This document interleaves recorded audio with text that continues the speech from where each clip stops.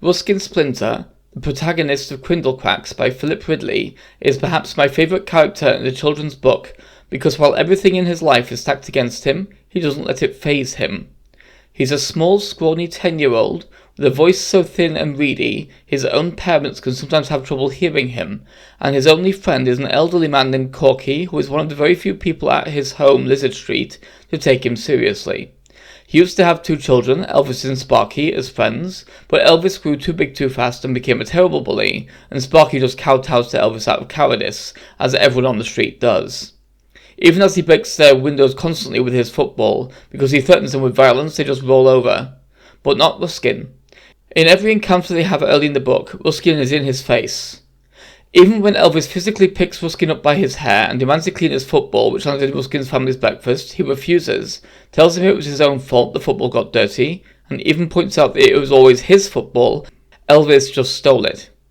He also incurs his wrath directly by calling him out as a terrible actor in front of their entire class, as Elvis is his main rival for the lead in the school play, which, like the Street itself, is a reference to the British folk tale of St. George slaying a dragon. Ruskin really wants to be the lead, but no one will take him seriously due to his small frame and thin voice, and even his own father Winston simply tries to let him down easy instead of encouraging him, stating that not everyone can be heroes. Heroes have to do scary, dangerous things. I don't like to interfere, and heroes have to do a lot of interfering. However, Ruskin just blows it off with the line, "That's your problem. Low self-image." As part of his heroic arc, Corky gives Ruskin a medal that he earned years ago fighting a crocodile called Krindlekrax, a titular character, in a battle that left his leg lame and his hair prematurely white. The crocodile is the reason Lizard Street is in such a bad state, with cracked pavements and scorched bricks, because during the day it lives in the sewers growing fat on the scraps of the people of Lizard Street, then at night it comes out and roams the streets, its massive tail cracking the concrete, and its hot breath ruining the masonry. However, this medal gets stolen by Elvis, and during the altercation, the pin comes away in Ruskin's hand.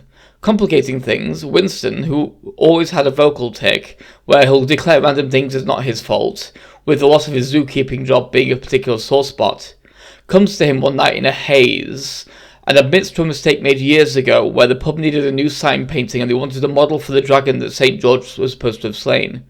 Ruskin's father, desperate for any attention, offered his services as a zookeeper by stating that he could get them a dragon, intending to lend them the zoo's baby crocodile. But due to a series of stupid mistakes by everyone on the street, the baby crocodile escaped and of course became Krindlekrax.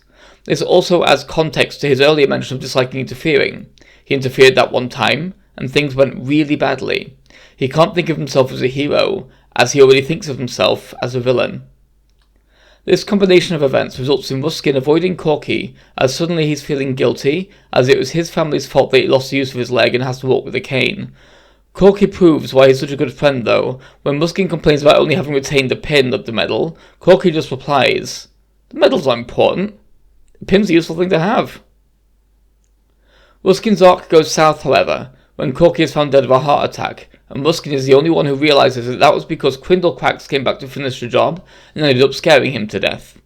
He has a huge breakdown where he publicly calls out the entire neighborhood for their part in his death, takes Corky's cane as a memento, and locks himself in his room and stays there in depression for weeks. And also, in a great little twist of the knife, his last line to his father for that particular breakdown is, "And it is your fault." That's a direct counterpoint to his catchphrase of "It's not my fault." I really like that line in particular. As he does so, he declares his hatred so loudly that his voice echoes around Lizard Street, and from that point on, the book stops describing his voice as weak. During this time, the people come to him to offer solace despite his personal attacks on them, because they know he's right and feel bad for their part in Corky's death, even if they don't quite believe the crocodile itself still poses a threat, showing that they have no hard feelings towards Ruskin. Ruskin's funk only breaks, however, when Elvis ends up in danger himself. Out at night, he hears a telltale thud of his football bouncing, and sees Elvis sleepwalking at the same time Krindlekrax is out. So he goes out to save him, as he's a heroic person, so he's not allowed to let even someone who sucks as much as Elvis get eaten. He's initially scared, biding his time, luring the crocodile around with toast so he can get him into strategic positions, but it kind of ends up, when Elvis ends up in the crosshairs, he really screws his courage to sticking place, and starts announcing his kinship with residents of the streets, renouncing his earlier hatred and ending with, after listing why each of the residents of the street is now his friend, with like, oh, and he's his friend because he gave me chocolate biscuits, and she's my friend because she came to help me, that sort of thing. He ends it with, and Elvis is my friend, even if he's forgotten that, which I really like that line. As he goes on the attack, beating the crocodile with his cane and dodging around it, even scaling its back at one point for a really cool illustration. He gets the proper upper hand by doing something unbelievably cool. He puts a thorn in the lion's paw.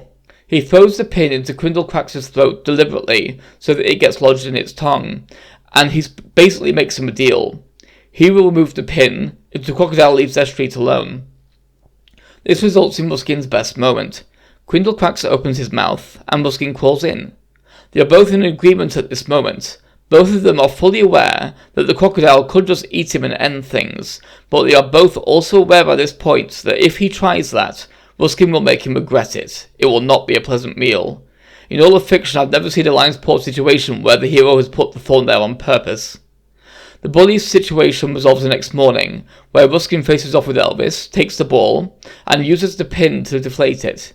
Given that that was Elvis's primary weapon of choice, the rest of the denizens of the street do something that shakes Elvis to his core. They cheer his defeat.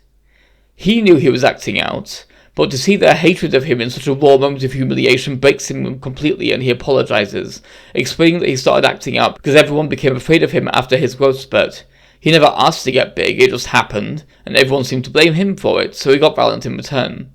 He asks Ruskin if they can be friends, and can you guess what he says? That's right. We always were. You just forgot. That's why Ruskin has been so brutal in constantly calling him out. He cares about Elvis enough to not lie to him, unlike the rest of the street who kowtowed to him out of fear. That's awesome, and why I love Ruskin. He's a person who takes no guff from anyone and will use every advantage he has, and he has a complete arc as he does so, although it's more of a bell curve shape, in that it kind of starts high, drops to its low point, and then goes back high again. If you haven't read the book, I recommend it. Please remember to like this video, share it, subscribe for more character analyses in future, and comment if you remember this book, or if you don't and want to discuss the book in question. So, see you next time. Goodbye.